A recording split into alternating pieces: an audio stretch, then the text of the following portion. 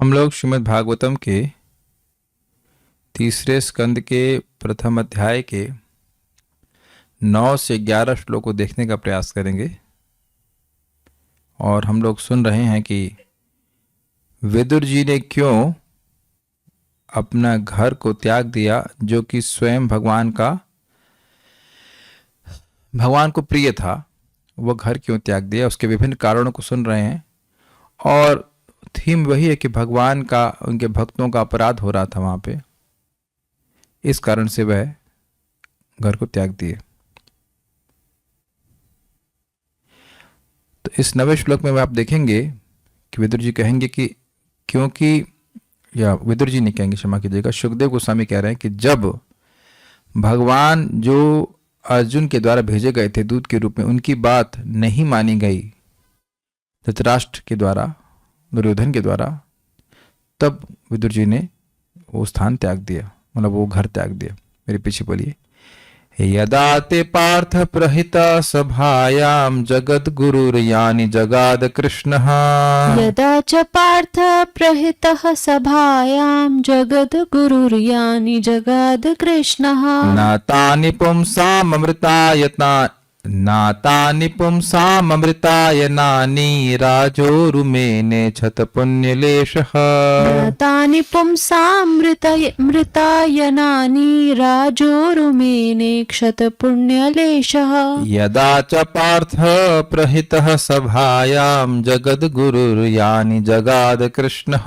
यदा च पार्थ प्रहितः सभायां जगद्गुरुर्यानि जगाद कृष्णः। नातानि पुंसामृतायनानि राजोरुमेने शतपुण्यलेशः। तानि पुंसामृतायनानि राजोरुमेने क्षतपुण्यलेशः। बोलिए। यदा च पार्थ प्रहितः सभायां जगद्गुरुर्यानि जगाद कृष्णः। यदा च पार्थ प्रहितः सभायां जगद्गुरुर्यानि जगाद कृष्णः।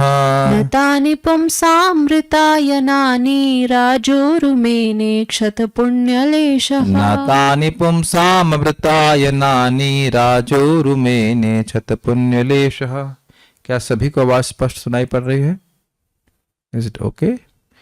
रामेश प्रभु, देखिए कुछ आपके एंड पे कुछ होगा तो दोबारा लीव करके एक बार ज्वाइन कर लीजिए तो भी ओके। ठीक है।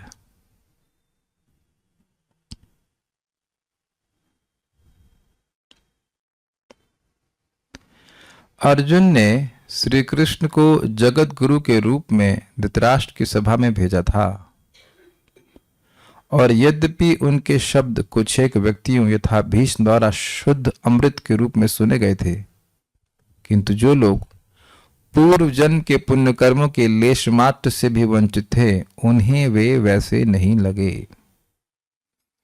राजा धृतराष्ट्र या दुर्योधन ने कृष्ण के शब्दों को गंभीरता पूर्वक नहीं लिया। अनुवाद को ही देखेंगे तो कितनी सारी बातें यहाँ पे प्राप्त हो रही हैं। पहले अन्वय से समझाऊंगा, बहुत सारी बातें यहाँ पे हैं। यदा सभायाम, जब कौरवों की सभा में, पार्थ प्रहित, अर्जुन द्वारा सलाह दिए जाने पर, प्रहित का अर्थ होता है प्रेषित, भेजना, या प्रहित का अर्थ होता है प्रेरित। अर्जुन ने कहा कि हे कृष्ण, आप जाइए संधि करने के लिए। वैसे माइक बताइए कि पार्थ का मतलब क्या होता है? पार्थ का शाब्दिक अर्थ पता है आपको? सुना हो कई बार। पार्थ मतलब पृथा के पुत्र। तो कौन है पृथा के पुत्र? पृथा मतलब कुंती। तो कुंती के पुत्र कौन है? मुझे लग रहा था कि आप उसी तरह से सोचेंगे, क्योंकि भगवत गीता में बार बार पार्थ को अर्जुन, मोक्ष पर माता जी कह रही हैं अर्जुन। अच्छा ठीक है। युधिष्ठिर नहीं है भीम नहीं है, वह भी तो पृथा के बेटे हैं। लेकिन हम लोग बार बार पार्थ किसको संबोधन के रूप में सुने हैं? अर्जुन को।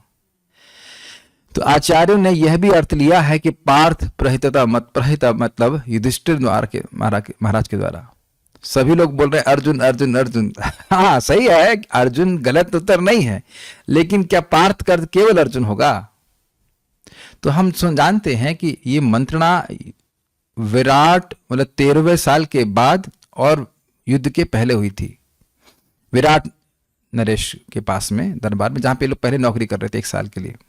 तो वहां पे बात हुई कि भाई युद्ध करना चाहिए कि नहीं करना चाहिए। तो कुछ लोग इस पक्ष में थे से भीम कि भाई युद्ध करना चाहिए। युधिष्ठिर महाराज कहे कि नहीं, एक हम लोग संधि का प्रस्ताव रख सकते हैं। तो बलराम जी भी वहां पर उपस्थित थे और भगवान कृष्ण भी उपस्थित थे। तो बलराम जी कहे देखिए संधि का प्रयास किया जाना चाहिए और मैं जाऊंगा तो अगर मेरी बात नहीं माने तो मैं उनको मार डालूंगा।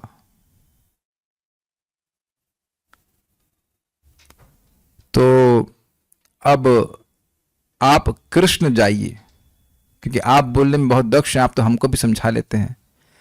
तो इस प्रकार से युधिष्ठिर महाराज ने आज्ञा दी। ये बात जब तय हो गई कि कृष्ण आप जाइए, तो युधिष्ठिर महाराज कहें या अर्जुन कहें, एक ही बात है, कोई अंतर नहीं, दोनों का मत एक ही था। इसलिए कह रहे हैं पार्थ प्रहिता। तो आप अर्जुन भी ग्रहण कर सकते हैं और युधिष्ठिर महाराज भी ग्रहण कर सकते हैं। तो दोनों के द्वारा सलाह दिए जाने पर कि आप जाइए। जगत गुरु कृष्ण, किसको सलाह दिया?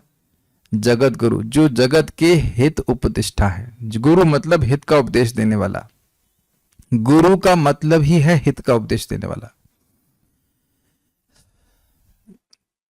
जो शिष्य के हित के बारे में सोचे वही गुरु है।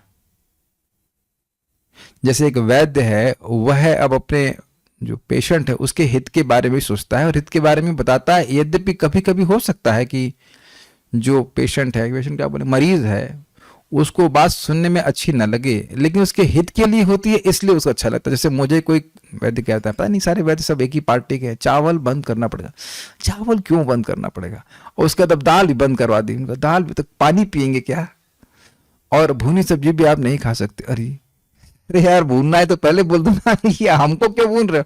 तो आप बताइए, तली हुई सब्जी चलो माल आता, भुनी हुई सब्जी भी नहीं खा सकते, दाल नहीं खा सकते और चावल नहीं खा सकते। ये तो बड़ा बुरा लगेगा, लेकिन वो हमारे हित के लिए बोल रहे हैं, हमारे हित के लिए बोल रहे हैं।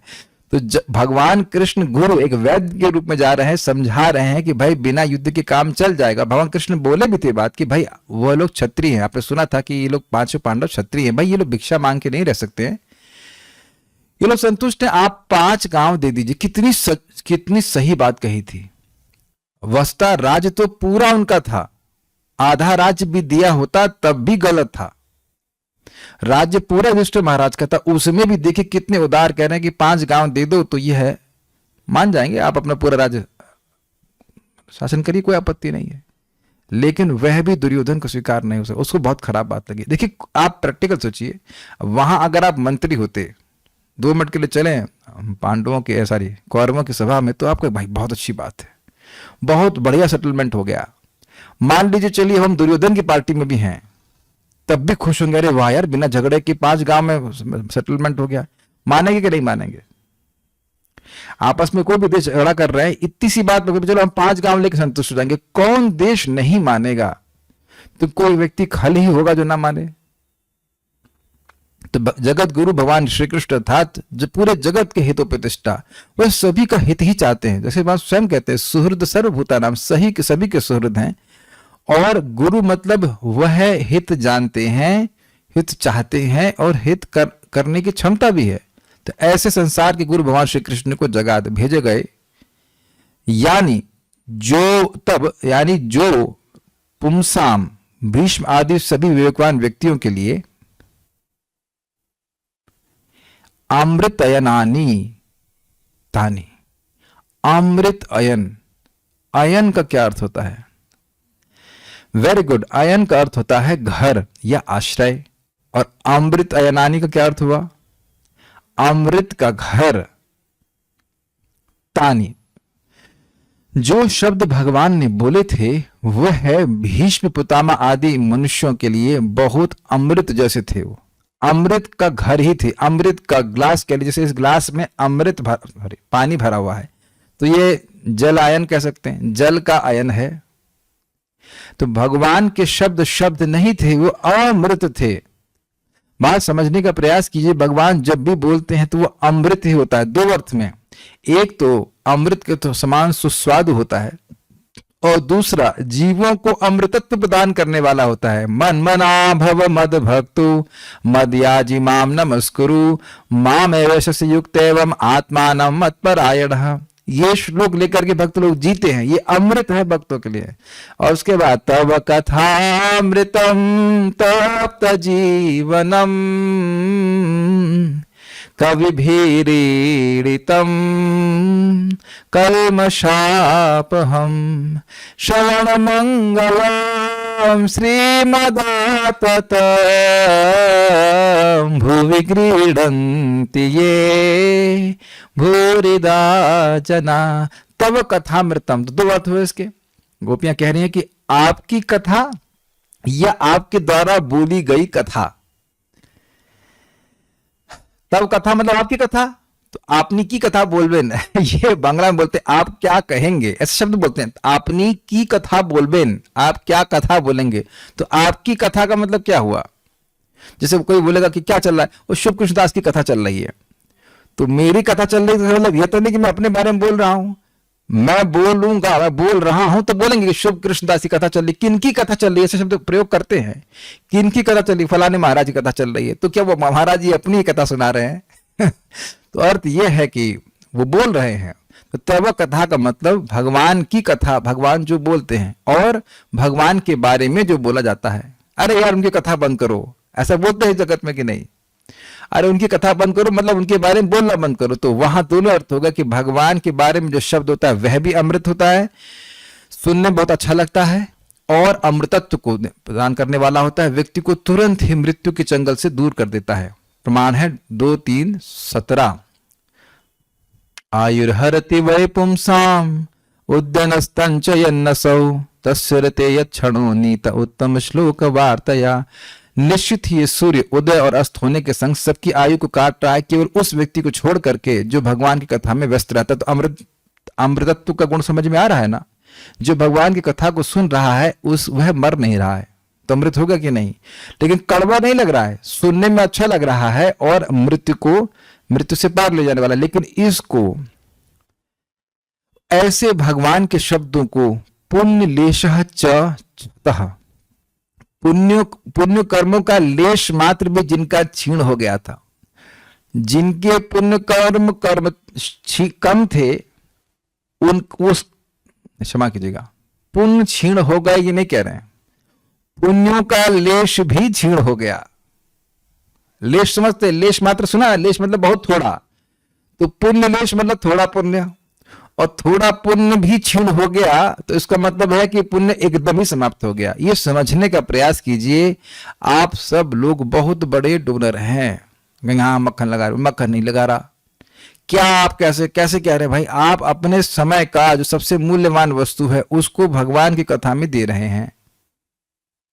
इसमें कौन सी बड़ी बात है जी, बहुत बड़ी बात है।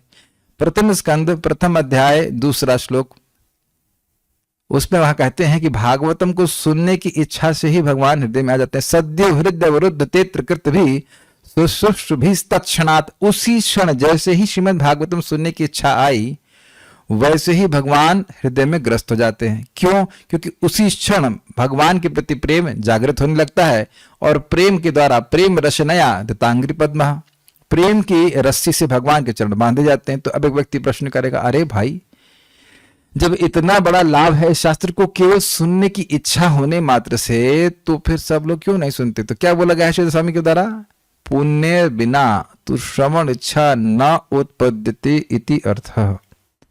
पुण्य के बिना तो श्रीमद् भागवतम को सुनने की इच्छा भी नहीं होगी। तो अब आप समझ रहे होंगे, इसे बिल्कुल बैलेंस कर रहे हैं। श्रीमद् भागवतम भगवान से भिन्न है, भगवान की कथा है, वह लोगों को अच्छी ही नहीं लगेगी अगर उनके पुण्य नहीं है। जब अच्छी ही लगेगी तो आप सुनने की इच्छा ही नहीं होगी, जाएंगे ही नहीं। Is that okay? जो बात सुनने की इच्छा ही नहीं होती और उसको सुनने के लिए पैसे भी ना मिले, क्योंकि हो सकता है कि पैसे मिलते हैं तो लोग बैठ जाए, बैठ ही रहे जगत में, बैठते हैं, बहुत सारी मीटिंग में अटेंड करते हैं, काहे के लिए करते हैं? वो पैसा मिल जाएगा इसलिए, भाई परिवार चलाना है तो ठीक है बैठ गए। पैसा भी ना मिले तो व्यक्ति क्यों बैठेगा? तो उसको कथा अच्छी लगेगी तभी बैठेगा ना। भाई दुनिया में जितनी सारी बातें करते हैं वो उसके लिए पैसे तो नहीं मिलते, तो वो बातें इसलिए कर रहे हैं, सुन रहे हैं क्योंकि अच्छा लग रहा है। सारी बात एकदम विज्ञान की तरह समझने का प्रयास कीजिए। तो अब भगवान की कथा सुनने में अच्छी लग रही है, इसका मतलब है कि पुण्य है, और न सिर्फ है, मैच्योर हो गए हैं, फलीभूत हो गए हैं। कभी कभी आप अगर जानते हो कहीं इन्वेस्टमेंट कर दें तो पैसा आप ही का है लेकिन मिलेगा नहीं, क्योंकि मैच्योर नहीं हुआ है पैसा आपका ही लेकिन देंगे नहीं, बैंक वाले कहते अभी नहीं, 5 साल के बाद देंगे, मैच्योरिटी होगा तब। तो इसी प्रकार से पुण्य है हमारे अकाउंट में, लेकिन पुण्य अगर मैच्योर होता है तब व्यक्ति की भागवत सुनने की इच्छा होती है, परिपक्व उसे कहते हैं। यस, तो अब ये आप समझ गए होंगे कि मैं ऐसे बातें क्यों कह रहा हूं। इन लोगों को कथा कौन सुना रहा है?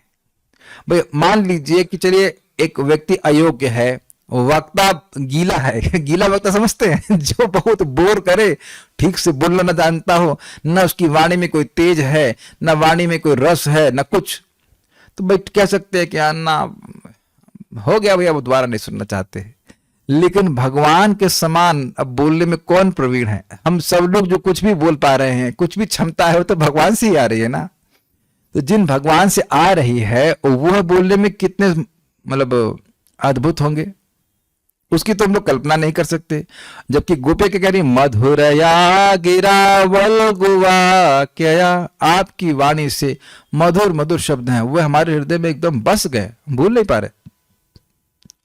तो आप समझ ही रहे होंगे कि हम क्या कहना चाहते हैं, कि भगवान स्वयं कथा कह रहे हैं, भगवान स्वयं हित उपदेश दे रहे हैं, लेकिन इन लोगों के पुण्य क्षीण है, इसलिए बिल्कुल उनको अच्छा नहीं लग रहा।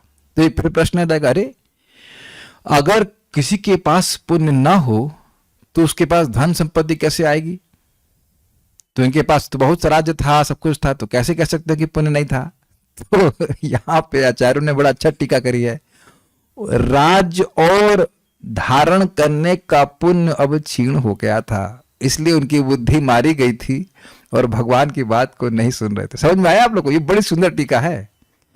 ये जो बात हुई कि भाई युद्ध होगा, उसके कुछ दिन के बाद युद्ध हुआ होगा। अब कितना समय हम नहीं जान रहे, लेकिन कुछ बहुत समय तो नहीं बीता, मान लो 1 महीने के बाद हुआ हो, और युद्ध हुआ 18 दिन का, तो मान लें कि 1.5 महीने के बाद पूरा राज्य चला गया। दिमाग हम लोग खराब है कि नहीं? मेरी बात समझ रहे हैं? इनका पुण्य अब क्षीण हो गया था, अब इनके राज्य छीनने का काल आ गया था, इसलिए वो भगवान की बात नहीं सुने। थी समृद्धि थी, पहले के पुण्य के कारण समृद्धि थी, सब कुछ था, लेकिन अब इनके राज्य को धारण किए रहने वाला पुण्य समाप्त हो गया था, इसलिए भगवान की बात स्वीकार नहीं कर सके। नहीं तो क्या दिक्कत थी, 5 गांव दे देते। इसे कहा जाता है विनाश काले विपरीत बुद्धि। भगवान भी समझाएंगे तो नहीं समझ में आएगा। बड़ी सुंदर बात है। देखिए बात तो यह है कि भगवान उनको समझने भी नहीं देना चाह रहे थे। भगवान भले ही ऊपर से बोल रहे थे कि आप मान जाओ, लेकिन दुर्योधन को अंदर से समझने नहीं दे रहे थे, क्योंकि उन्होंने इन लोगों ने द्रौपदी का अपमान किया था। भगवान उसको माफ नहीं कर सकते थे। हाँ, वो नहीं समझने की बुद्धि, यस, यही नहीं समझने की, बाहर से बोल रहे हैं और नहीं समझने दे रहे हैं। ये तो भगवान आगे भी कह रहे हैं, युद्ध के पहले ऐसे कर रहे थे, युद्ध के बाद युधिष्ठिर महाराज के मन में अज्ञान आ गया कि सारा पाप मेरे सर पे आएगा, और खुद ही समझा रहे हैं और नहीं समझने दे रहे अंदर से। कृष्णेन अद्भुत कर्मणा मत्तः स्मृतिर ज्ञानम अपोहनम च। तो ऐसा हो सकता है कि भगवान किसी को समझाए और ना समझ पाए व्यक्ति को? हो सकता है, अगर भगवान स्वयं ही अंदर से ना समझने दे। बहुत बड़ी शिक्षा अपने को भी मिल रही है कि अगर आप किसी को समझा रहे, कई बार ऐसा होता है और वो नहीं समझ पा रहा है, तो कृपया उसको भी दोष ना दें। कितना आसान है ना दूसरे को दोष देना कि आप आपकी बात नहीं समझ पा रहा है। डिफिकल्ट है ना? लेकिन वो भगवान उसको समझने नहीं दे रहे इस समय, क्या कर सकते हैं? इसलिए हमारा कर्तव्य है भगवान की बात बोलने, क्योंकि भगवान हमारे इंटेंशन को समझेंगे कि ये मेरी बात बोलना चाहता है। Is it okay? अब सामने वाला कितना धारण करेगा वह तो उसके और भगवान के बीच में ना। आपने भगवान की बात बोल दी, जो शास्त्र में है वो यथावत बोल दिया। अब सामने वाला कितना ग्रहण करेगा वो नहीं करेगा वह तो भगवान और उसके बीच में ना। आपने सही चीज दे दिया, जैसे अमेज़न वन आपको पार्सल ला के दे देता है यथावत, अब उसका आप क्या करते हो आपकी रिस्पॉन्सिबिलिटी। उसको चेंज चूंज तो करता नहीं है। We have to be like peons, peons बोलते हैं ना, पियंस। बहुत बड़ी शिक्षा प्राप्त हो रही है। किसी का पुण्य होगा तो वो स्वीकार कर लेगा, जिसका पुण्य नहीं होगा वो नहीं स्वीकार करेगा। भाई ये देखो, हम लोग आज ही मरेंगे। आज मैं एक विनोद में ही एक व्यक्ति का नाड़ी देखने लगा। हमने कहा, मैंने क्या रिजल्ट? हमने कहा आज आप मरने वाले। अरे ऐसी बातें क्यों बोल रहे हैं?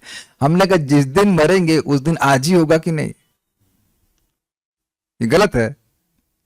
हर व्यक्ति जो समझ लेगा भाई आज मरने वाले हैं, तो क्या वो जब पूरा नहीं करेगा? हरे कृष्ण मंत्र करेगा। लेकिन अब जो नहीं समझ पा रहा है उसको मैं क्या कहूं? एक हमारे मित्र हैं, पहले शादी नहीं हो रही थी तो भी परेशान थे, अब शादी हो गई तब भी हमने कहा अब तो हो गई ना, अब तो भजन करो। ऐसा करके हम कब तक टालते रहेंगे? भजन तो कर ही रहे होंगे, मैं तो नहीं सोच, मैं उम्मीद है कि कर रहे होंगे। लेकिन आप देखो ऐसे तो बहुत से लोग होंगे जो बस खाली ये बहाना वो बहाना, अब ये कर लूं अब वो कर लूं, ऐसे करते करते टालते ही रहते हैं, एज इफ की मृत्यु भी उनको एक मौका देगी। तो हम खाली बात सीख रहे हैं यहाँ पे कि जिन लोगों का पुण्य क्षीण है वह नहीं स्वीकार करते, वह नहीं स्वीकार करेंगे भगवान की बात। आप देखो भगवान की बात बोलोगे वो एकदम गर्म हो जाएंगे वो, तो ठीक है। राजा तो इन लोग का क्षीण हो गया था। ऐसे राजा धृतराष्ट्र अथवा दुर्योधन ने, देखिए यद्यपि दुर्योधन राजा नहीं था, उसे कई बार राजा के रूप में संबोधित किया है। राजा वचनम अब्रवीत, भगवद गीता प्रथम अध्याय। पश्यताम पांडुपुत्राणाम आचार्य महतीम चमुम व्यूणाम, इससे पहले वाला श्लोक क्या था? दृष्टवा तो पांडवानीकम व्यूढ़म दुर्योधनस्त, कौन बोला? Oh very good. दृष्टवा तो पांडवानीकम व्यूढ़म दुर्योधनस्तदा आचार्यम उपसंगम्यम राजा वचनम अब्रवीत। तो पांडवों की अनीक यानी व्यूह रचना को देख करके राजा दुर्योधन अपने गुरु के पास जाकर के बोला। तो वहां राजा क्यों कह रहे हैं? कि राजनीति में बहुत तेज था वो, इसलिए राजा करेंगे, यद्यपि वह राजा नहीं था। इसलिए कह रहे राजा मतलब धृतराष्ट्र अथवा दुर्योधन ने उन पर उरु न मेने। उरु का मतलब क्या होता है? उरु मतलब होता बहुत ज्यादा, और ना मेने मतलब नहीं माना। नूरू नहीं माना, समझ गए? हिंदी ऐसा ना मेने, ज्यादा तवज्जो नहीं दिया। उर्दू समझते हैं तवज्जो, did not give much value, अत्यंत गंभीरता पूर्वक विचार नहीं किया। तदा उस समय स्वच्छता आया था, विदुर ने अपना गृह त्याग कर दिया। आप कहेंगे इसमें कौन सी बड़ी बात है? देखिए भगवान की बात उनके पूरे आशीर्वाद के साथ होती है। उस पे उसको जो गंभीरता पूर्वक स्वीकार कर लेता है, यह समझते हो कि भगवान हमारी हित कामना से बोल रहे हैं, उस पे उसके ऊपर भगवान का पूरा आशीर्वाद होता है। सुनाई पड़ रहा है ना यथावत?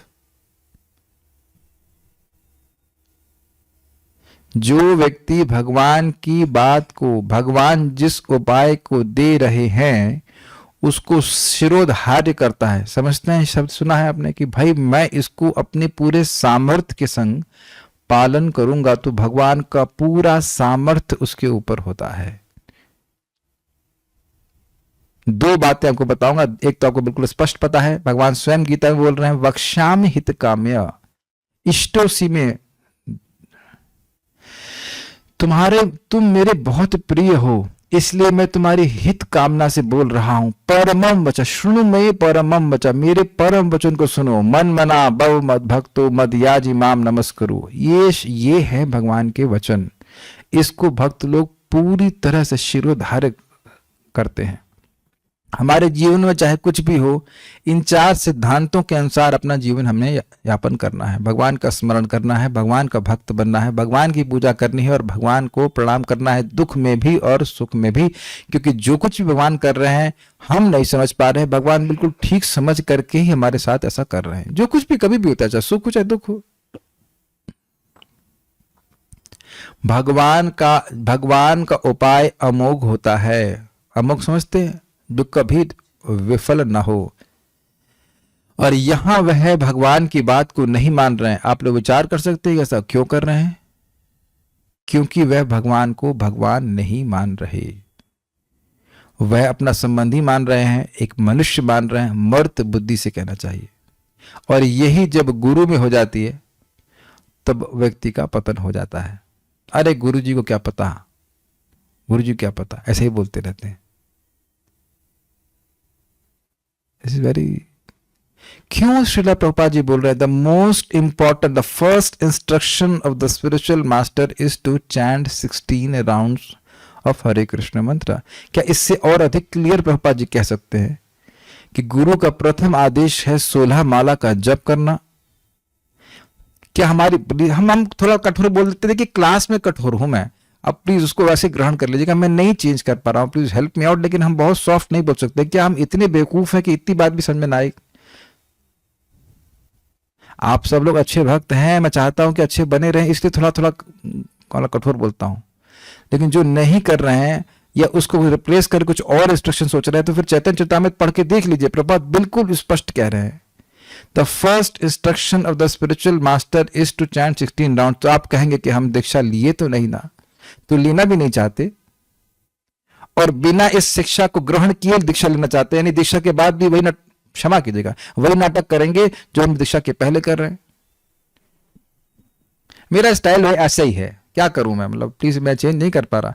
बट इतनी सी बात नहीं समझ में आ रही तो फिर आगे और बात क्या समझ में आएगी? This will expand everything in your life. इह होइते सर्व सिद्धि होय तुम्हार। ये भगवान का इंस्ट्रक्शन है, यह समझने का प्रयास कीजिए। ये प्रभुपाद जी का इंस्ट्रक्शन नहीं है। आप कहेंगे क्या बात कर रहे हैं आप? मतलब ऐसे मानना चाहिए कि प्रभुपाद जी ने इंस्ट्रक्शन दिया है तो मतलब भगवान साक्षात आपको बोल रहे हैं, ऐसे मानना चाहिए। मैं ये कहना चाहता हूं, यस्य प्रसादात भगवत प्रसादो यस्य प्रसादा न गति कुतुपि, इस तरह से समझना चाहिए। Does that make sense? तो ऐसा मत सोचिए कि यह गलती केवल धृतराष्ट्र ही कर रहा है। कहीं ना कहीं हो सकता है कि हम भी यह गलती करने के चक्कर में पड़ जाते हो।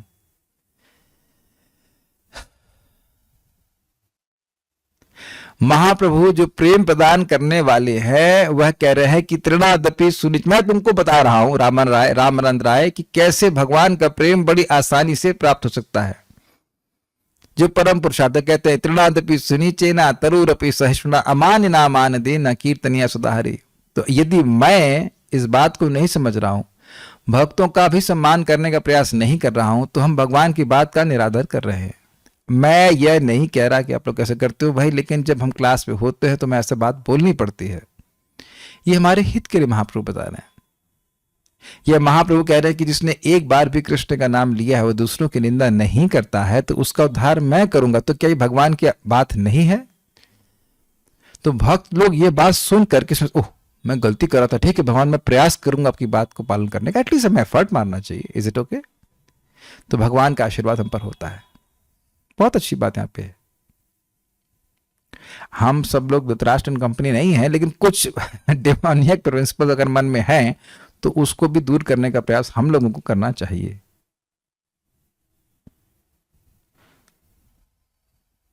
एक भक्त कह रहे हैं कि आप अब समझ में आया कि पार्थ को मतलब सांकेतिक रूप पर अर्जुन को कह रहे हैं। नहीं यह नहीं कहा मैंने कि सांकेतिक रूप से कह रहे हैं। पार्थ का अर्थ आप अर्जुन भी ले सकते हैं और युधिष्ठिर महाराज भी ले सकते हैं। मैंने ये कहा, संकेत नहीं किया जा रहा है। पार्थ का नाम पार्थ, अर्जुन का नाम पार्थ है और युधिष्ठिर महाराज को भी आप पार्थ कह सकते हैं। जैसे भारत, ये शब्द धृतराष्ट्र के लिए भी हो सकता है, यह शब्द अर्जुन के लिए भी हो सकता है, यह शब्द परीक्षित महाराज के लिए भी हो सकता है, यह शब्द युधिष्ठिर महाराज के लिए भी हो सकता है, क्योंकि सभी भरतवंशी हैं। ये अर्थ कंटेक्स्ट के अनुसार होगा। चलिए श्लोक देख लीजिए। यदा च पार्थ प्रहितः सभायाम, जब पार्थ के द्वारा, जो भी आप उसको अर्थ ले लें, पार्थ के द्वारा प्रेषित उस सभा में जगत गुरु यानी जगात कृष्ण, कृष्ण इनको भेजा गया था जगात, उनके जो शब्द थे, यानी जो शब्द थे न तानि पुंसाम अमृताय नानी, जो कि कुछ भीष्मादि मनुष्यों के लिए अमृत के अयन के समान थे। उनको ना राजा उरु मैंने, उनको राजा अर्थात धृतराष्ट्र या दुर्योधन ने बहुत नहीं माना, क्षतपुण्य लेशा, क्योंकि उनके राज्य को कंटिन्यू करने के पुण्य क्षीण हो गया, उसका लेश भी क्षीण हो गया था, तब विदुर जी ने वह घर त्याग दिया। यह श्लोक का अर्थ है। आगे पढ़ते हैं।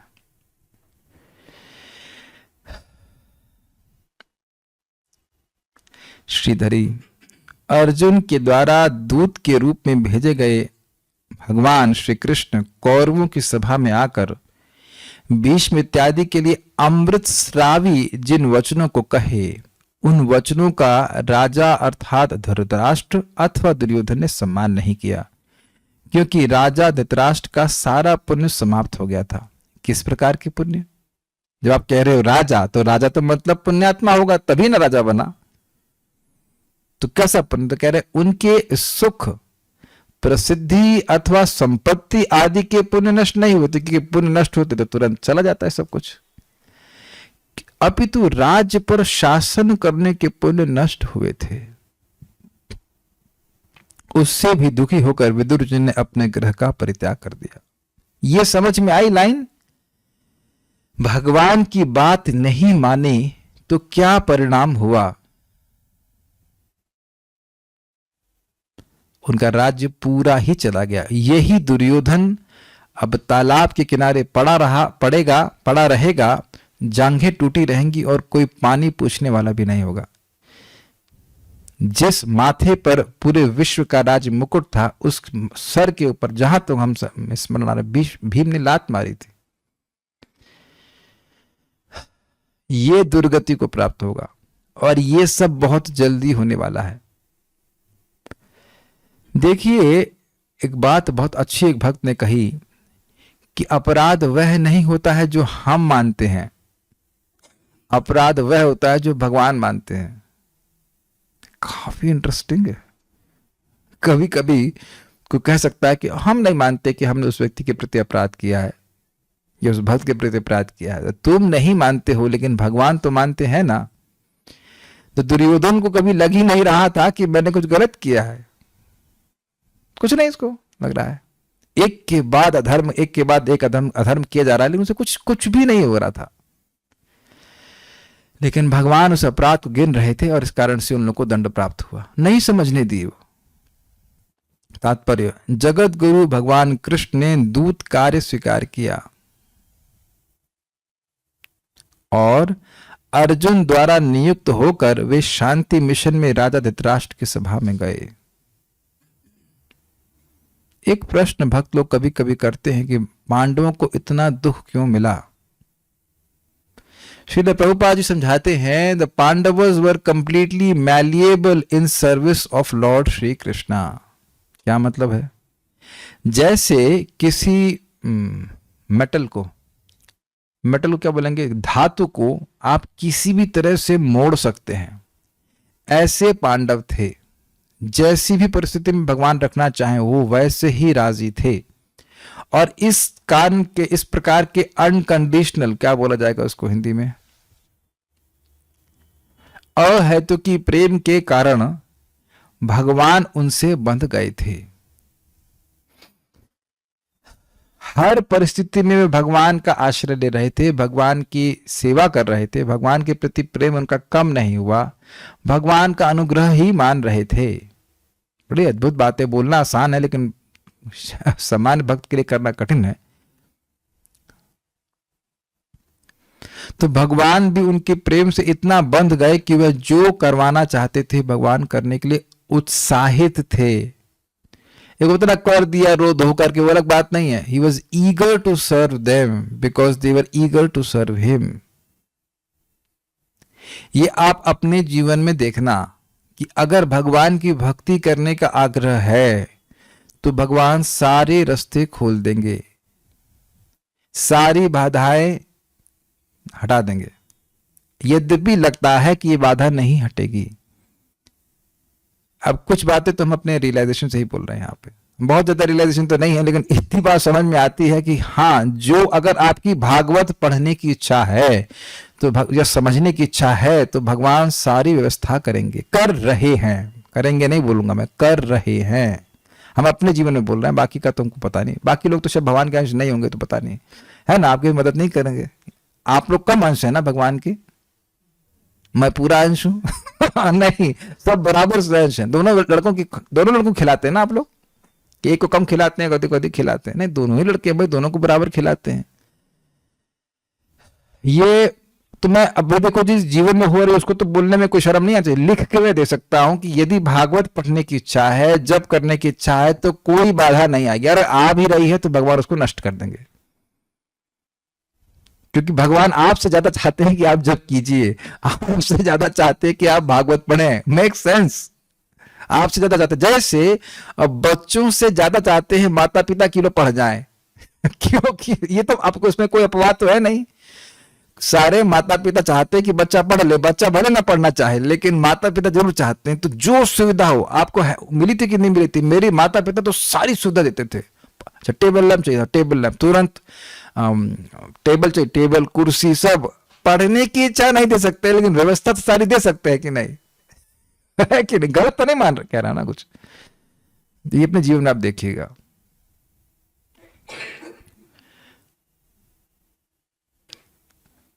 क्यों साधना माता जी, गलत तो नहीं कह रहे ना?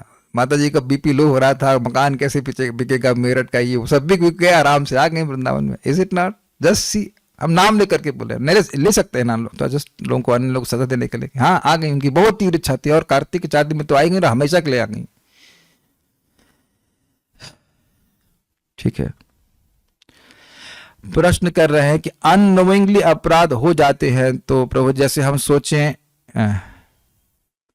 जैसे हम कहाँ गया, जैसे हम सोचें हमने नहीं किया लेकिन सामने वाला भक्त अपराध ले ले और हमसे कुछ न कहे, ऐसी स्थिति में क्या क्या कहा जाए? अपराध से डर लगता है। देखिए आपने कहा कि अनजाने में अपराध हो जाता है, तो पहले व्यक्ति ज्ञान स्वीकार करे। जब हम नित्य रूप से श्रवण कीर्तन करते हैं तो मालूम चल जाता है भाई ये चीज अपराध है, ये चीज अपराध नहीं है। एक सिंपल सी बात, तुलसी जी को धुल करके भगवान को अर्पित करना चाहिए जब भी आप कहीं भोग पे अर्पित करना है। तो अब नहीं पता था तो अलग बात है, अब पता चल गया है तो ये भगवान की व्यवस्था है ना कि आपको सुनवाए। After hearing it becomes your responsibility.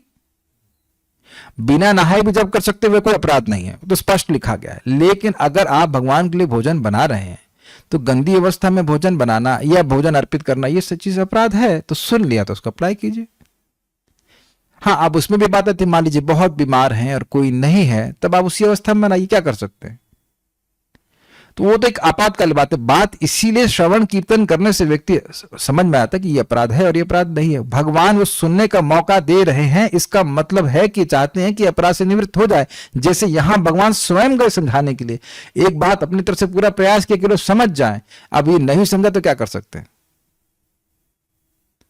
देखिए एक बात हम यहां पे आ रही तो हम बोल दे रहे हैं, महाप्रभु का शब्द है, हर जीवात्मा उनका सेवक है। जो भक्ति नहीं भी कर रहे वह भी, जो भक्ति नहीं कर रहे वह भी, तो उनका भी अगर अपराध करते हैं तो हमारी भक्ति क्षीण होती है। किसी को भी उद्वेग नहीं देना चाहिए जितना संभव हो सके। तो आपका भी एटीट्यूड भगवान देख रहे हैं कि हम अपनी तरफ से प्रयास कर रहे हैं किसी को परेशानी ना दें।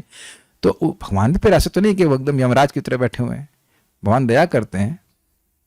लेकिन एक हम अभ्यास बनाएं, अगर अभ्यास की बात है कि हम जो भी सामने पड़े उसको अफेक्शन दें, प्रेम दें, रेस्पेक्ट दें, तो अपने आप ही अपराध की भावना कम हो जाएगी कि नहीं, ये बता दीजिए। बहुत सुंदर बात है, जब आ ही रहा था मैं बोल दे रहा हूं। महाराज बड़ा सुंदर कह रहे थे कि देखिए अगर कोई अयोग्य व्यक्ति है जिसका सम्मान नहीं किया जाना चाहिए और आपने उसका सम्मान कर दिया तो कोई हानि नहीं, कोई हानि नहीं। लेकिन अगर हमारी असम्मान करने की भावना है और किसी का सम्मान होना चाहिए और उसका असम्मान होगा तो बहुत बड़ी हानि हो जाएगी कि नहीं। तो एक अभ्यास रखना चाहिए। एक प्रश्न है कि विदुर जी कौन थे? ओहो, तो पूरी महाभारत पढ़नी पड़ेगी। चलिए शॉर्ट में समझ लीजिए, धृतराष्ट्र के छोटे भाई। बहुत लंबी कथा हो जाएगी, अभी विदुर जी कौन थे समझाने के लिए तो थोड़ा समय लगेगा। और वह धृतराष्ट्र के मंत्री थे, मंत्री भी थे, और वह यमराज जी के अवतार थे। अब उसके पीछे बहुत सारी कथा थी कि यमराज जी अवतार कैसे थे, तो अब तो धीरे धीरे समझ लीजिए कि विदुर जी महान भागवत थे, भक्त थे और मंत्री थे धृतराष्ट्र के। कृष्ण सबों के स्वामी हैं, फिर भी अर्जुन के दिव्य सखा होने के कारण उन्होंने यह दूत कर्म प्रसन्नता पूर्वक स्वीकार कर लिया, मानो वे कोई समान मित्र हों। बड़ी सुंदर बात है, बड़ी सुंदर बात है। जगत गुरु की व्याख्या प्रपात कर रहे हैं। गुरु का मतलब क्या हुआ? गुरु मतलब श्रेष्ठ पद पे बैठा है। तो जो श्रेष्ठ है, जिसकी पूजा होनी चाहिए, वह दूत का कर्म स्वीकार कर रहा है, क्योंकि पार्थेन प्रहिता, पार्थेन अर्जुन के द्वारा भेजे गए जैसे वे दूत हों। आप अभी भी आप समझने का प्रयास करिए। एक बात बड़ी अजीब सी बोलूंगा, लेकिन आपको समझ में आ जाएगा। क्या आप अपने गुरु महाराज को ऐसा कोई कह सकता है कि महाराज जी, समझ में आ गया? मैं बोलने का भी साहस नहीं कर रहा हूं, क्योंकि हम लोग ऐसा सोच भी नहीं सकते। समझ गया ना मैं क्या कह रहा हूं? तो क्या कोई गुरु महाराज को दूत की तरह बोल सकता है ऐसा कर दीजिएगा, जरा उनको जाके कुछ कह दीजिएगा? ऐसा भी आप नहीं कहेंगे कि महाराज जी उनको फोन से ऐसा कह दीजिएगा। ऐसा भी कहने का सामर्थ्य आप लोग नहीं जुटा सकेंगे, नहीं कर सकते ना। तो जो जगत गुरु हैं भगवान श्री कृष्ण, वह अर्जुन के द्वारा भेजे जा रहे हैं दूत की तरह, और वह स्वीकार भी कर रहे हैं। तो यह उनका अतिशय प्रेम सूचित कर रहा है कि नहीं?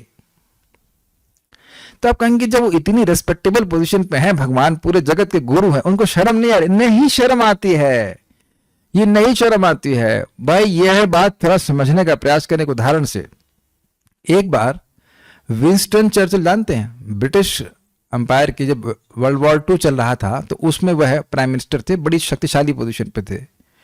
तो उनसे कोई मिलने के लिए आया, तो उनसे कहा कि भाई अभी रुकिए जरा, वो व्यस्त बहुत है। व्यस्त हैं तो क्या हो गया, 10 मिनट 15 मिनट आधा घंटा बीत गया, भाई ऐसा क्या कार्य कर रहे हो जो बहुत व्यस्त है? तो वो जो दरवाजे का की होल था, उससे वो देखे कि क्या हो रहा था। तो उनका नाती या पोता जो रहा होगा, वह उनके पीठ पे बैठा हुआ था, वो घोड़ा बने हुए थे। वो कह रहे थे चल मेरे घोड़े टिक टिक टिक। अब जो ब्रिटिश साम्राज्य का प्राइम मिनिस्टर है, उसको यही अच्छा लग रहा है कि उसका बेटा उसको पोता जो है उसको घोड़ा बना कर चल रहा है। तो भगवान को इसे बड़ा अच्छा लगता है जब उनके शुद्ध भक्त इस प्रकार से उनको आज्ञा देते हैं। यह अतिशय प्रेम के कारण ऐसा हो रहा है।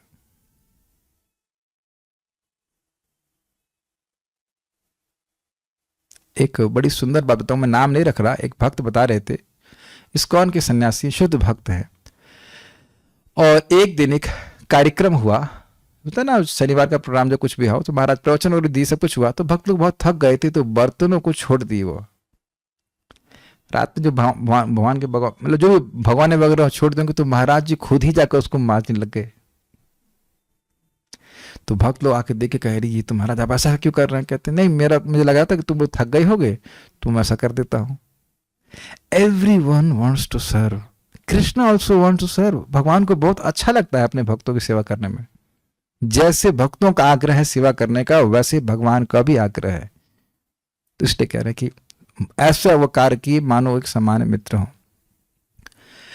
अपने शुद्ध, अब एक विचारणीय बात है, इन बुद्धुओं को, धृतराष्ट्र को यह नहीं समझ में आया कि जिनके लिए परम स्वयं भगवान श्री कृष्ण दूत बन के आ रहे हैं, वो व्यक्ति कितना विशिष्ट होगा। उससे पंगा नहीं लेना चाहिए। कुछ होगा ना, इस जगत में देखते कि कोई व्यक्ति का सोर्स बहुत स्ट्रांग है, बहुत शक्तिशाली है, तो उससे लोग पंगा नहीं लेते ना, चाहे वो गुंडा भी क्यों ना हो। लेकिन यह उन लोगों को नहीं दिख सका। हाँ, कृष्ण को भगवान नहीं मान रहे, यद्यपि भगवान कृष्ण ने विराट रूप भी दिखाया था दुर्योधन को। वो तो दुर्योधन को बांधने चला, उनको बांधने चला कि पकड़ के रख लो इनको। ये है मूर्खता। इसी को अगर अपने जीवन में आप मतलब क्या कहते हैं, प्लांट करें, तो देखिए जब कोई व्यक्ति भजन कर रहा है, तो हम भजन का महत्व ना देख पाने के कारण उस व्यक्ति की भगवान के प्रति क्या कहेंगे उसको, how much is dear to Krishna, वह व्यक्ति भगवान को कितना प्रिय है, यह भी ना देख पाने के कारण उस व्यक्ति का असम्मान करते हैं, चाहे वो नया भक्त हो और चाहे वो सीनियर भक्त हो। नहीं देख पा रहे ना कि नाम की कितनी महिमा है। नामोच्चारण कर रहा है कोई भी व्यक्ति दृढ़ता है कि ऐसे भी नामोच्चारण कर रहा है, भगवान को वो प्रिय है। ऐसे भी हर जीवात्मा भगवान को प्रिय है, और जो नाम बोल रहे हैं भजन करने वाले हो तो और प्रिय है। तो चाहे माता जी हो, चाहे प्रभु जी हो, चाहे गृहस्थ हो, चाहे ब्रह्मचारी हो, चाहे सन्यासी हो, चाहे वानप्रस्थ हो, चाहे कोई भी हो, महाप्रभु सन्यासी के घर में, जो कि 60,000 सन्यासियों के लीडर था, क्या नाम था, प्रकाशानंद सरस्वती, उसका खाना एक अन्न जल तक ग्रहण करने नहीं जा रहे थे। ये गृहस्थ घर में थे। मैं गृहस्थों और सन्यासी की बात नहीं कर रहा हूं। बात इस चीज की जिसकी भक्ति होती है, भगवान उससे आकर्षित होते हैं। बात इस चीज की है। यह हम लोग को शास्त्र के द्वारा श्रवण करने का प्रयास करना चाहिए कि जो भी व्यक्ति भजन कर रहा है वह भगवान को प्रिय है। ओके, जो भगवान की प्राप्ति के प्रयास में लगा हुआ है वो भगवान को बहुत प्रिय है, उसका सम्मान करने का प्रयास करना चाहिए। कम से कम असम्मान तो ना करें। सम्मान नहीं कर सकते, प्रेम नहीं कर सकते, तो भाई कम से कम असम्मान तो ना करें।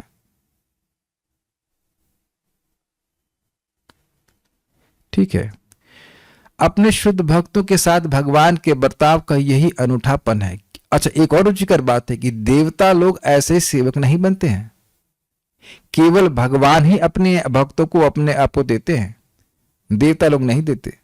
आप सुन चुके हैं भगवद गीता में कि जब कोई पुण्य करके देवलोक की प्राप्ति करता है तो देवता को पसंद नहीं आता ये क्यों आ गया हमारे भोगों में हिस्सा बनने के लिए। और भगवान तो अपने भक्तों को अपना रूप ही दे देते हैं, अपना वैभव दे देते हैं। कितने उदार हैं भगवान में, बताइए कितना अंतर है। उन्होंने सभा में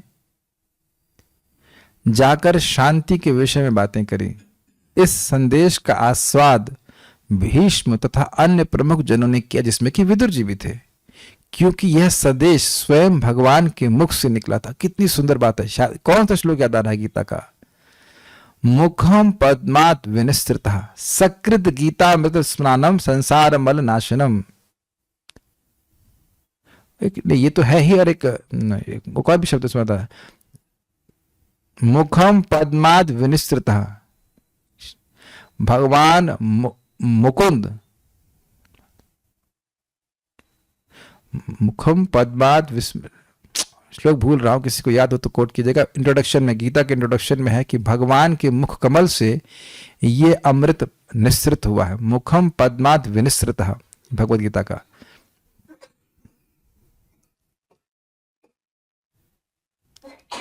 जिस व्यक्ति के हृदय में प्रेम होता है वह प्रेम उसकी वाणी में भी होता है। गीता सुगीता कर्तव्यम किम अन्य शास्त्र विस्तरई यह स्वयं पद्मनाभस्य मुखम पद्माद विनिस्तृतः। भगवद गीता के अलावा और कौन सा शास्त्र पढ़ने की जरूरत है? क्यों भाई? गीता सुगीता कर्तव्यम यह किम अन्य शास्त्र विस्तरई यह स्वयं पद्मनाभस्य मुखम पद्माद विनिस्तृतः। जो स्वयं पद्मनाभ भगवान श्री कृष्ण के मुख से निस्तृत हुआ है वह अमृत है। तो जो भगवान का द्वेषी नहीं है उसको भगवान की बात अच्छी लगेगी। जो भगवान का प्रेमी है वो बात को वो हृदय से स्वीकार करेगा, जैसे कि भीष्मदेव और विदुर जी। और ऐसा ही हम अर्जुन के केस में भी देखते हैं। अर्जुन 10वें अध्याय भगवद गीता में कहते हैं कि मैं आपके मुख से आपका यश सुन रहा हूं, मुझे तृप्ति नहीं हो रही है, बहुत सुख मिल रहा है, ये अर्थ है। तो ये बोल रहे हैं कि जो प्रमुख लोग थे, जो भगवान के भक्त थे, द्रोणाचार्य आदि भी, वह सब स्वीकार किए, लेकिन जो धृतराष्ट्र आदि थे वह स्वीकार नहीं किए। किंतु पूर्व जन्मों के पुण्य कर्मों के क्षीण होने से दुर्योधन अथवा उसके पिता धृतराष्ट्र ने इस संदेश को गंभीरता से नहीं लिया। जिन व्यक्तियों के पुण्य क्षीण हो जाते हैं वे ऐसा ही करते हैं। कोई व्यक्ति अपने विगत पुण्य कर्मों के बल पर देश का राजा बन सकता है, किंतु दुर्योधन तथा उसकी टोली के पुण्य कर्मों के फल क्षीण हो चुके थे।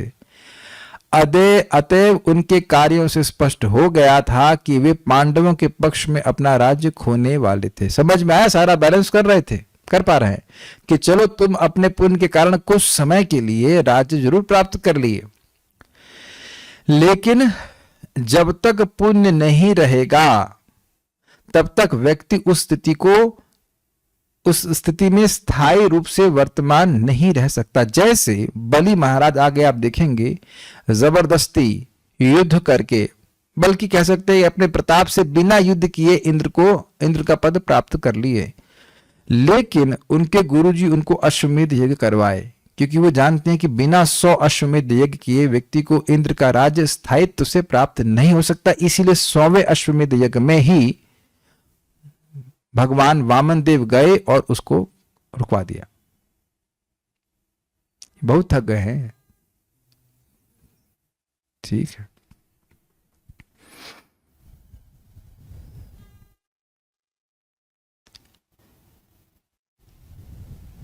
ईश्वर का संदेश भक्तों के लिए तो सदैव अमृत तुल्य होता है, किंतु अभक्तों के लिए यह बिल्कुल उल्टा होता है। क्या उदाहरण है? तो कहते हैं मिश्री स्वस्थ व्यक्ति को सदैव मीठी लगती है, सदैव मीठी लगती है, सदैव मीठी लगती है। सदैव को फोकस कर रहा हूं। कभी कभी मीठी लगती है वैसा नहीं, आप कल्पना भी नहीं कर सकते कभी कि गुड़ मीठा ना लगे। क्या ऐसा आप कभी सोचे हैं कि गुड़ कड़वा लगेगा? गुड़ कड़वा, रसमलाई कड़वी, कभी तो लगा नहीं। आज तक ऐसे कैसे हो सकता है? तो कह रहे हैं कि मिश्री स्वस्थ व्यक्ति को सदैव मीठी लगती है, किंतु पीलिया रोग से पीड़ित व्यक्ति को ये अत्यंत तीखी लगती है। एक बार बोला जाए, हरे कृष्णा कृष्ण कृष्णा हरे हरे, हरे राम राम राम हरे हरे। तो अब अगर हरे कृष्ण मंत्र बोल रहे हैं और अब इसको लेने का मन नहीं कर रहा है, तो हम लोगों को बड़े सिंपल वे में स्वीकार करना होगा कि हम इस अविद्या रूपी पीलिया के रोग से ग्रसित हैं।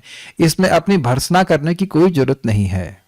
भर्त्सना समझते हैं? निंदा करने की जरूरत नहीं। माला पकड़ा, ट्राई करना कि जब में नींद आए तो माला को 2 मिनट के लिए छोड़ देना, फिर देखना नींद गायब हो जा रही है क्या, फिर माला को पकड़ना, कहते फिर नींद आ जा रही है, तो इसका मतलब है कि अनर्थ की वजह से हो रहा है। और अगर शरीर की कमजोरी की वजह से हो रहा है तो एक अलग बात है।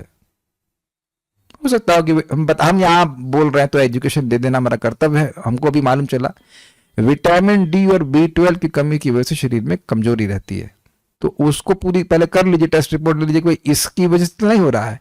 आप जिंदगी भर ये सोचते रहे कि ये अनर्थ की वजह से हो रहा है, जैसे कि हम आज तक सोचते आए। 40 साल हो गया, 41 साल कहेंगे क्या है ये अनर्थ की वजह से हो, ऐसा जरूरी नहीं है आपकी विटामिन डी और B12 की कमी की वजह से होगा। कौन से विटामिन याद हुआ? विटामिन डी और B12। कहेंगे ये सब क्यों पढ़ा रहे हो? क्योंकि इसका आपके वजन से संबंध है। हो सकता है कि आपका स्वास्थ्य खराब हो, इसको आप अनर्थ से लिंक कर रहे हो। पूरी नींद हो गई, सब कुछ हो गया, फिर भी। अच्छा, दूसरी बात क्या है कि वो तो है ही, बस अनर्थ तो है, ऐसा तो नहीं कि अनर्थ नहीं है। तो वो अनर्थ होने की वजह से, अनर्थ क्या होते हैं? काम, क्रोध, लोभ, मोह, मद, मात्सर्य, ये जब तक है तब तक व्यक्ति शांति से भजन नहीं कर पाता है। इसका मतलब यह नहीं कहना कि भजन मत करो, भजन करेंगे लेकिन ऊपर नीचे चलता रहेगा। लेकिन भगवान की भक्ति के प्रभाव से, श्रीमद् भागवत के प्रभाव से ये नष्ट हो जाएगा, अनर्थ नष्ट हो जाएंगे। अनर्थ उपशमो साक्षात भक्ति योगम अधोक्षजे लोकस जानतो विद्वांस चक्रे सात्वत संहिताम। अनर्थों का उपशमन हो जाता है साक्षात भगवान की भक्ति के द्वारा। तो यह लोग नहीं जानते हैं, इसलिए श्रीमद् भागवतम को श्रील व्यासदेव जी ने लिखा है। तो ये सब बातें हैं। तो अब आप समझ गए कि ये लोग अविद्या से अत्यंत ग्रसित थे, इसलिए साक्षात भगवान सामने आए तो उनकी बात भी अच्छी लगी। तो एक और बात आ जाती है, कभी कभी लोग कहते हैं कि भगवान कृष्ण हमारे सामने है नहीं, हम गीता क्यों स्वीकार कर रहे हैं? तो क्या आप शिक्षा देंगे? बेटा, भगवान सामने होकर बोल रहे होते तब भी तुम नहीं स्वीकार करते। तो भगवान के बोलने और नहीं बोलने की बात नहीं है, साक्षात बात इस चीज की है कि मैं अविद्या से ग्रसित हूं या नहीं हूं। स्वयं नित्यानंद प्रभु प्रचार कर रहे थे तब भी कुछ लोग ऐसे थे जो नहीं स्वीकार करते थे। महाप्रभु संकीर्तन कर रहे हैं तब भी ऐसे लोग थे जो स्वीकार नहीं कर रहे थे। तो अपना भी कुछ अयोग्यता देखनी चाहिए कि हम इस प्रकार से ग्रसित हैं। हाँ, लेकिन ध्यान दीजिएगा कि मीठी वस्तु को ही ग्रहण करके यह रोग पीलिया का नष्ट होता है। उसी प्रकार से आदर पूर्वक नियमित रूप से नामोच्चारण करता है तो व्यक्ति का या कथा सुनता है तो उसको रुचि आ जाएगी। जैसे रुचि का तो बताऊं क्या चाहिए यार, थोड़ा मीठा होता तो समझ में आया आपको? समझते हैं आप लोग? आप में से कितने लोगों को ऐसी इच्छा होती है? कुछ तो होता, गुड़ होता है यार, कुछ मीठा होता, कुछ मीठा लाओ। इसे कहते हैं तलब। ओके, मोक्ष रूप माता जी भी कह रही है। Okay, this is how this is called test and you already have it. मैं कहूं कि क्या आप कल का दिन बिना जप के इमेजिन कर सकते हो? Please raise your hand. नहीं, आप अगर हैंड रेज भी करेंगे तब भी हम आपको डांटेंगे नहीं, लेकिन आप विचार कीजिए, क्या आप कल सुबह ऐसा सोचते हैं कि कल यार छुट्टी मारेंगे, कल जप नहीं करेंगे? क्या ये विचार आता है किसी का? जरा बहुत दिन से डांटा नहीं भाई किसी को, कोई तो हाथ खड़ा करो। नहीं, सब डर रहा है, नहीं नहीं बहुत डांटेंगे, नाम ले सकते। Just see. और इसके आपको पैसे नहीं मिलेंगे। आज हमारे पास समय नहीं था, लेकिन जब हम सुबह उठे हमको बहुत अच्छा ये रियलाइजेशन या रिफ्लेक्शन आया कि भाई ये तो सब लोग प्रेमी है, जूटे पड़े हैं जब में, चाहे वो झूल रहे हो चाहे नींद आ रही हो ऐसे करके आ जाते हैं जब करने के लिए। तो अब इसका मतलब यह तो स्पष्ट है कि ये सब लोग नाम में आसक्त हैं। And we are, at least I am seeing at least 60 to 70 devotees every day who want to go back to Krishna। अब इस जन्म में जाए, जो कभी जन्म में जाए, लेकिन उत्साहित है भगवान को प्रसन्न करने के लिए, भगवान की प्राप्ति करने के लिए। This is amazing. और कोई नया व्यक्ति आएगा तो उसको भी ऐसे सीनियर भक्तों का दर्शन करने का सौभाग्य प्राप्त होगा जो भगवान के पास पहुंचने के लिए दृढ़ प्रतिज्ञ हैं अपने घर से ही। This is very nice. ये मैं आपको ये सूचित करना चाहता हूं कि ये समझिए कि ये रोग अब नष्ट होना शुरू हो गया है, क्योंकि ये तलब समझते हैं। तलब को क्या तलब समझते हैं? हैंकरिंग है कि भाई हमें जप करना है, हमें जप करना है, हमें जप करना है, हमें कथा सुने लाइक दिस। आगे की बातों को हम कर लेंगे, 15 मिनट में तो हम पूरा कुछ नहीं कर पाएंगे, लेकिन एक कुछ भक्तों ने प्रश्न किया तो हम समझा देते हैं। चलिए एक कहानी सुना देता हूँ। कहानी मतलब कथा बैकग्राउंड की समझाते हैं। तो विदुर जी कौन थे? हो सकता है कुछ भक्त ना जानते हो। तो देखिए, धृतराष्ट्र और क्या नाम था उनका, पांडु और विदुर जी, इनकी जन्म की कथा को हम बता रहे हैं। हुआ ये था कि शांतनु महाराज की शादी हुई थी गंगा जी से। तो गंगा जी से उनके पुत्र हुए भीष्मदेव। उसके बाद शांतनु महाराज का आकर्षण हो गया सत्यवती के प्रति, जो एक मछुआरे की लड़की थी, लेकिन उसके शरीर से बहुत सुंदर गंध आती थी। वो एक आशीर्वाद के कारण था जो कि उनको मिला था, व्यासदेव के पिता का नाम क्या है, पराशर मुनि से। तो अब इनकी इच्छा हुई शादी की, तो इनके वो पिताजी के पास गए, सत्यवती के पिताजी के पास। तो उन्होंने कहा कि नहीं, मेरी बेटी अगर आपसे मैं शादी करता हूं तो राजा तो बनेगा भीष्म, तो मेरा इसका जब बेटा होगा वह तो राजा बनेगा नहीं। तो भीष्म ने कहा कि ठीक है, मैं राज्य स्वीकार नहीं करूंगा। नहीं, तो फिर शांतनु बड़े दुखी हो गए, कहा नहीं भाई राजा तो भीष्म भी बनेंगे। भीष्म बहुत अच्छे व्यक्ति थे। उस समय उनका नाम था, क्या नाम था, और नाम भूल रहा हूं मैं। एक तो भीष्म तो उनका नाम बाद में हो, उससे पहले नाम था Devvrat. Yes, Devvrat, very good. तो अब जब भीष्मदेव ने देखा या देवव्रत ने देखा कि हमारे पिताजी बड़े मायूस हैं, शादी नहीं हो रही है, काफी इंटरेस्टिंग है, लड़के को पिताजी के शादी की चिंता हो रही है नॉर्मली उल्टा होता है, लेकिन यहाँ ऐसा होता है, देखा गया। तो कहे क्या बात है साहब? तो कहे कि मैं इस प्रकार से सत्यवती से शादी करना चाहता हूँ, लेकिन ऐसी ऐसी बात हो गई। तो कहे कोई बात नहीं। वो गए उनके संग, कहते हैं मैं आप पिताजी से शादी करा दीजिए, पिताजी से शादी करा दीजिए और मैं राजी नहीं करूंगा। तो कहते हैं आप राजी नहीं करेंगे, लेकिन आपकी जो संतान होगी वो इनकी सत्यवती की बेटों से युद्ध करेंगी। तो कहते ठीक है, मैं शादी ही नहीं करूंगा। तो जब यह बोले तो देवताओं ने उनके ऊपर फूल गिरा, कहे भीष्म भीष्म, क्योंकि शादी ना करना और ब्रह्मचर्य का पालन करना, वो भी क्षत्रिय होकर के, ओहो बहुत कठिन है। जो सतगुणी व्यक्ति है वो गुरु के आश्रम में रह रहा है, वहां ब्रह्मचर्य का पालन करना आसान होता है, लेकिन अब क्षत्रिय है तो उसका तो ये भाव होता है कि मेरे संरक्षण में कोई रहे। वो एक नहीं, कम से कम 4-4 5 शादी करते थे वो, तो वो एक भी शादी ना करें, ये तो बहुत कठिन था उनके लिए। ऐसा वो ले लिए। तो शांतनु महाराज उनको इसीलिए आशीर्वाद दिए कि तुम क्या था वो आशीर्वाद, इच्छा मृत्यु का आशीर्वाद दिए। तो अब ये तो शांतनु महाराज की बात हुई। अब उसके बाद सत्यवती से उनके पुत्र हुए विचित्रवीर्य, चित्रांगद, सही बोल रहा हूं मैं, है ना, और चित्रांगद मार दिए गए थे। चित्रांगद बड़े थे, वो मार दिए गए थे उसी नाम के एक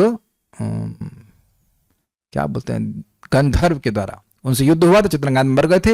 विचित्रवीर से शादी करवाई गई थी। शादी कराने के लिए 3 लड़कियों को लेके आए थे काशी नरेश की। क्या नाम था उनका? अंबा, अंबालिका और अंबिका।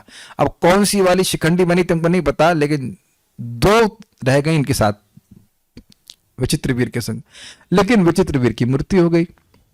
अब सीन चेंज करें, सत्यवती शादी से पहले वह नाव खेती थी और वो पराशर मुनि को लेके जा रही थी। तो पराशर मुनि ने देखा कि ये समय है कि अगर इस समय इस लड़की से मैं संतान उत्पन्न करता हूं तो वह भगवान का अवतार होगा।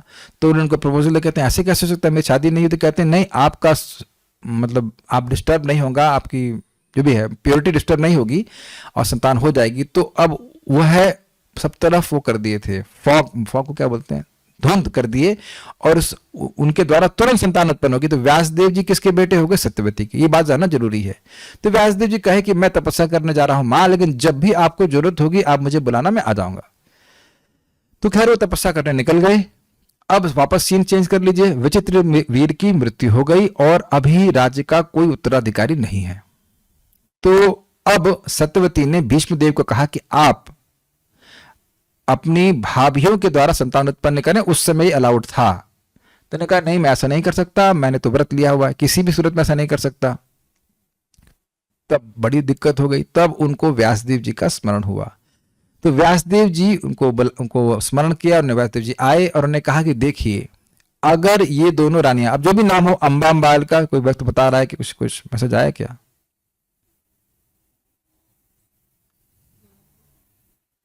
भूल रहा हूं मैं, लेकिन जो भी है वो अंबा थी, अंबालिका थी, जो भी रहा हो। तो अंबा अंबालिका दो मतलब पत्नियां थी, एक वो चली गई थी वापस।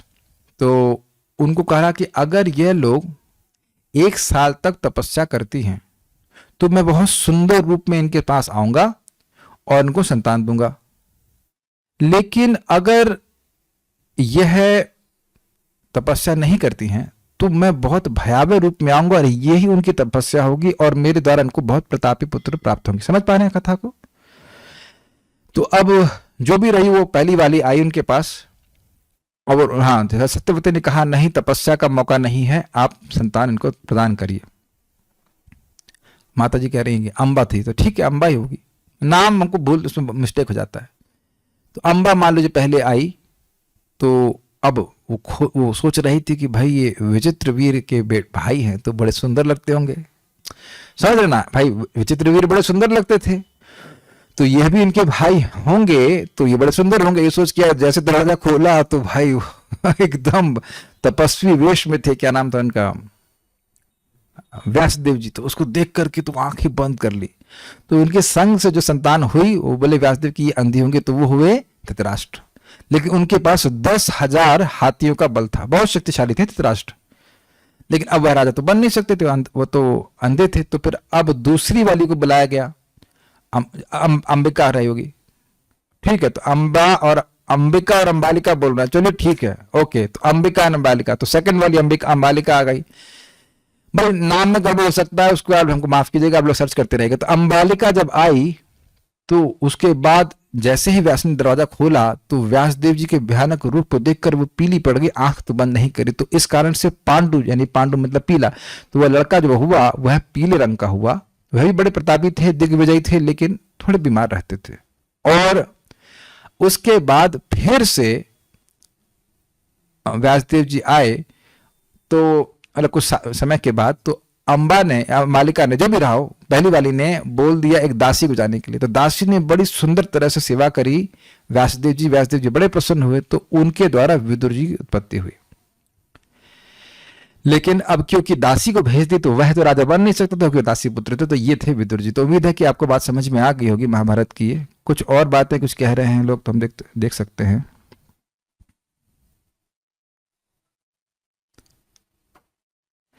अब एक प्रश्न कर रहे हैं कि हम लोग खराब शब्द धृतराष्ट्र और दुर्योधन के लिए इस्तेमाल कर रहे हैं, तो क्या ये ठीक है? अच्छा, खराब शब्द खराब व्यक्ति के लिए उपयोग तो सुखदेव गोस्वामी भी कर रहे हैं। तो क्या आप सुखदेव गोस्वामी को आचरण में गलत मानते हैं? प्रभुपाद जी बड़ा स्पष्ट कहते हैं, to call a rascal is not it's not bad, to call spade a spade। क्या हम अब दुर्योधन के आचरण को अच्छा माने? क्या कहेंगे आप? जो व्यक्ति प्रश्न कर रहे हैं, हम आपका नाम नहीं लिखना चाहते हैं, लेकिन आप जरा भी अपना विवेक धारण कीजिए कि आप दुर्योधन को अच्छा बोलेंगे। अगर आपके संग बर्ताव किया होता तो आप उसको अच्छा बोलते? एक माता जी का प्रश्न है। दुर्योधन ने अगर आपकी बहन और मां के संग ऐसा किया होता तो उसको अच्छा बोलते हो आप? अकल है या नहीं आपके पास? मैं चाह रहा था कि मैं क्रोध नहीं करूं, लेकिन आपके पास अकल है कि नहीं, जरा बताइए। जब कुछ बोल रहे हैं तो क्या उसके आचरण को अच्छा माना जाएगा? क्या कभी किसी ऐसे व्यक्ति के आचरण को अच्छा माना जाए? जो खल है उसको खल बताया जाना चाहिए। Make sense? आप बताइए, विचार कीजिए। जो उन्होंने आचरण किया क्या अच्छा है? आपके बच्चों को कोई क्या कहते हैं, जलने के लिए भेज दे, उसको अच्छा कहा जाएगा? उसको अच्छा कहें। बुराई वह है जब आप किसी अच्छे व्यक्ति को भी खराब कहिए। कोई शराबी है तो कहेंगे शराब पी रहा है, खराब काम कर रहा है, तो कहेंगे नहीं उसकी बुराई कर रहे हो। भाई समझने का प्रयास कीजिए। धृतराष्ट्र से हमारा कोई व्यर्थ ना है, ना ही सुखदेव गोस्वामी का है, ना किसी का है, लेकिन उनके दोष को दोष बताना जरूरी है। समझने का प्रयास कीजिए। वह दोष बताया जाना, यह दोषारोपण नहीं हो रहा। दोष आरोपण कब होगा? जब दोष ना हो रहा है, आरोपित कर रहे हैं। ऐसा दुर्योधन में कौन सा कर्म है जो यहां बोला जा रहा है और दुर्योधन ने न किया? जरा बता दीजिए। कहा जा रहा है कि दुर्योधन ने अगर क्या नाम से अपमान किया, तो क्या अपमान नहीं किया? क्या केवल एक झूठा आरोप लगाया जा रहा है? तो आप विचार कीजिए। अगर ठीक है, मैं और कठोर नहीं बोल गया, लेकिन आपने हमको एजिटेट कर दिया इस बात पे। हम दुर्योधन के पक्ष में बिल्कुल नहीं सुनना चाहते। देखिए, समझने का प्रयास कीजिए। नरोत्तम दास ठाकुर जी ने कहा है, क्रोध भक्ति द्वेषी जने। क्रोध है तो उसे भक्तों के जो द्वेष करते हैं उनके प्रति उपयोग करना चाहिए। तो विदुर जी ने भी यहाँ पे क्रोध उत्पन्न किया, प्रकट किया। ओके, क्षमा कीजिएगा, हम थोड़ा क्रोधित हुए, लेकिन बात अजीब से आप लोग प्रश्न कर देते कभी कभी।